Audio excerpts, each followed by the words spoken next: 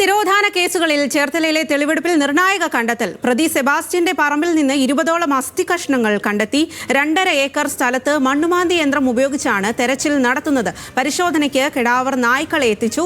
Forensic സംഘവും സ്ഥലത്തെത്തിയിട്ടുണ്ട്. സെബാസ്റ്റ്യന്റെ വീടിന് സമീപത്തെ കുളം വറ്റിക്കാനുള്ള നടപടികളും ആരംഭിച്ചിട്ടുണ്ട്.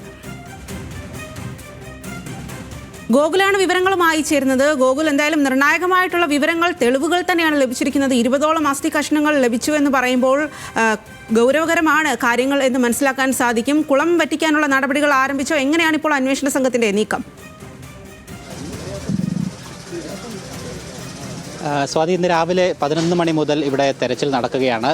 ഈ സെബാസ്റ്റ്യനെ ഇവിടേക്ക് എത്തിച്ച് ചോദ്യം ചെയ്യുകയും ചെയ്യുന്നുണ്ട്. ഈ സെബാസ്റ്റ്യൻ്റെ പുരയിടത്തിലാണ് പരിശോധനകൾ നടത്തുന്നത്. രാവിലെ മുതൽ തന്നെ ഈ പുരയിടത്തിൻ്റെ വിവിധ ഭാഗങ്ങളിൽ മണ്ണുമാന്തി യന്ത്രങ്ങൾ ഉപയോഗിച്ചുകൊണ്ട് കുഴിച്ചുകൊണ്ട് പരിശോധനകൾ നടത്തിയിരുന്നു. അതിലൊരു സ്ഥലത്ത് ഈ വീടിൻ്റെ തെക്ക് വശത്തായിട്ട് ഏകദേശം ഇത്തരത്തിൽ അസ്ഥികഷ്ണങ്ങൾ വീണ്ടും കിട്ടുന്ന സാഹചര്യം ഉണ്ടായിട്ടുള്ളത്. അതിനുശേഷം കൂടുതൽ ഊർജിതമായിട്ട് പ്രത്യേകിച്ച് ഫോറൻസിക് വിദഗ്ധരടക്കം ഇങ്ങോട്ടേക്ക് എത്തിക്കൊണ്ട് പരിശോധന നടപടികൾ ഇപ്പോഴും പുരോഗമിച്ചുകൊണ്ടിരിക്കുകയാണ്.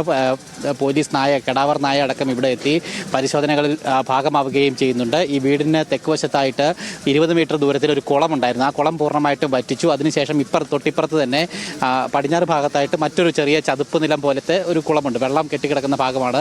അവിടെ നിന്നും വെള്ളം പറ്റിച്ചിട്ടുണ്ട്. ആ കുളത്തിൽ നിന്നും ഒരു സാരി എന്ന് സംശയിക്കാവുന്ന രീതിയിലുള്ള വസ്ത്രകഷ്ണങ്ങൾ കൂടി കണ്ടെടുക്കാനായിട്ട് പോലീസിന് സാധിച്ചിട്ടുണ്ട്.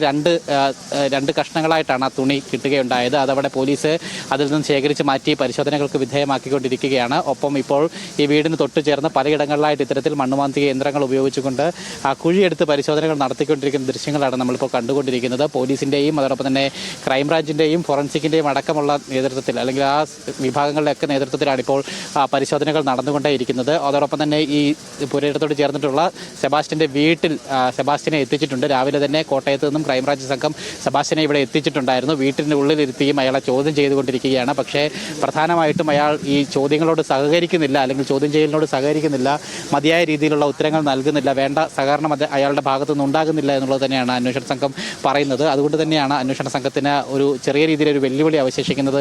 അത് തന്നെയാണ്, അയാളുടെ നിസ്സഹകരണം തന്നെയാണ്. എന്നിരുന്നാൽ പോലും ലഭിച്ചിട്ടുള്ള പ്രാഥമിക വിവരങ്ങളുടെയും തെളിവുകളുടെയും അടിസ്ഥാനത്തിലാണ് ഇപ്പോൾ നടപടികൾ, അല്ലെങ്കിൽ തെരച്ചിൽ നടപടികൾ ഇപ്പോഴും പുരോഗമിച്ചുകൊണ്ടിരിക്കുന്നത്. എന്തായാലും ഇന്ന് ലഭിച്ചിട്ടുള്ള അസ്ഥികഷ്ണങ്ങൾ അത് മനുഷ്യൻ്റേത് തന്നെയാണോ, അല്ലെങ്കിൽ ഏത് തരത്തിലാണ് എന്നുള്ളതൊക്കെ തന്നെ കൂടുതൽ വ്യക്തത വരേണ്ടതായിട്ടുണ്ട്. അത് കൂടുതൽ വിദഗ്ധ പരിശോധനകൾക്ക് ശേഷം മാത്രമേ ആ കാര്യങ്ങളിലൊക്കെ വ്യക്തത ഉണ്ടാവുകയുള്ളൂ. എന്തായാലും കഴിഞ്ഞ ദിവസം ഇത്തരത്തിൽ ആദ്യഘട്ടത്തിൽ ഈ മനുഷ്യ ശരീരാവശിഷ്ടങ്ങൾ കിട്ടിയ ആ കുഴിയോട് തൊട്ട് സമീപത്ത് തന്നെയാണ് ഇപ്പോൾ വീണ്ടും അസ്ഥികഷ്ണങ്ങൾ കണ്ടെടുത്തിരിക്കുന്നത് എന്നാണ് നമുക്ക് മനസ്സിലാക്കാനായിട്ട് സാധിക്കുന്നത്. എന്തായാലും ഈ ലഭിച്ചിട്ടുള്ള അസ്ഥികഷ്ണങ്ങൾ ആരുടേതാണ് എന്നതടക്കമുള്ള കാര്യങ്ങൾ വ്യക്തമാക്കുന്നതിന് വേണ്ടിയിട്ടുള്ള വിശദ പരിശോധനകളാണ് ഇനി ആവശ്യമുള്ളത്. ഒപ്പം ആദ്യഘട്ടത്തിൽ കഴിഞ്ഞ ആഴ്ച ഇത്തരത്തിൽ ലഭിച്ചിട്ടുള്ള ആ മനുഷ്യ ശരീരം ആരുടേതാണെന്ന് കണ്ടെത്തുന്നതിന് വേണ്ടിയിട്ടുള്ള DNA പരിശോധന ഫലത്തിന് വേണ്ടി അന്വേഷണ സംഘം കാത്തിരിക്കുകയാണ്. ആ പരിശോധനാ ഫലം വന്നാൽ മാത്രമേ അത് ആരുടെ അസ്ഥികഷ്ണമാണ്, ഏറ്റുമാനൂരിൽ നിന്ന് കാണാതായിട്ടുള്ള ജൈനമ്മ എന്ന് പറയുന്ന വീട്ടമ്മയുടേതാണോ, അല്ലെങ്കിൽ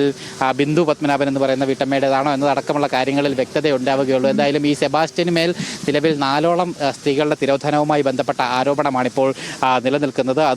അതിലേറ്റവും പ്രധാനം ഈ ഏറ്റുമാനൂർ കോട്ടമുറി സ്വദേശിനിയായിട്ടുള്ള ജൈനമ്മയുടേതാണ്. 2024 ഡിസംബർ 23-നാണ് ജൈനമ്മയെ കാണാതെയാവുകയുണ്ടായത്. അതിനുശേഷം ഈ ജൈനമ്മയുടെ മൊബൈൽ ടവർ ലൊക്കേഷൻ ഈ പള്ളിപ്പുറത്ത് വന്നിരുന്നു. ജൈനമ്മയും ഈ സെബാസ്റ്റ്യനുമായിട്ട് പലതവണ ബന്ധപ്പെട്ടിരുന്നു എന്നുള്ള രീതിയിലുള്ള വിവരങ്ങളൊക്കെ അന്വേഷണ സംഘത്തിന് ലഭിച്ചതിൻ്റെ അടിസ്ഥാനത്തിൽ തന്നെയാണ് പ്രധാനമായിട്ടും കോട്ടയം ക്രൈംബ്രാഞ്ച് അന്വേഷണം ആരംഭിച്ചത്. തുടർന്ന് കഴിഞ്ഞ തിങ്കളാഴ്ച സെബാസ്റ്റ്യനെ അറസ്റ്റ് ചെയ്തു. അതിനുശേഷം വീണ്ടും കഴിഞ്ഞ വെള്ളിയാഴ്ചയോടുകൂടി കസ്റ്റഡിയിൽ വാങ്ങി 2 ദിവസത്തെ ചോദ്യം ചെയ്യലുകൾ നടത്തിയിരുന്നു. ആ ചോദ്യം ചെയ്യലുകളിൽ നിർണായകമായിട്ടുള്ള വിവരങ്ങൾ അന്വേഷണ സംഘത്തിന് ലഭ്യമായിട്ടുണ്ട് എന്നാണ് മനസ്സിലാക്കിയത്. അതിൻ്റെ അടിസ്ഥാനത്തിലാണ് കോടതിയുടെ കൂടി അനുമതി വാങ്ങി കൂടുതൽ തെരച്ചിൽ നടപടികളിലേക്ക് ഇപ്പോൾ അന്വേഷണ സംഘം കടന്നിരിക്കുന്നത്. അതോടൊപ്പം തന്നെ ഈ ചേർത്തല സ്വദേശി ബിന്ദു പത്മനാഭൻ്റെ തിരോധാനവും നിലനിൽക്കുകയാണ്. 2002-ലാണ് ബിന്ദു പത്മനാഭനെ കാണാതെ ആവുകയുണ്ടായത്. 2017-ൽ ബിന്ദുവിൻ്റെ സഹോദരൻ പോലീസിൽ പരാതി നൽകിയതോടുകൂടിയിട്ടാണ് ആ ഒരു കേസ് കൂടി പുറത്തേക്ക് വരികയുണ്ടായത്. എന്തായാലും ആ 2 കേസുകൾ,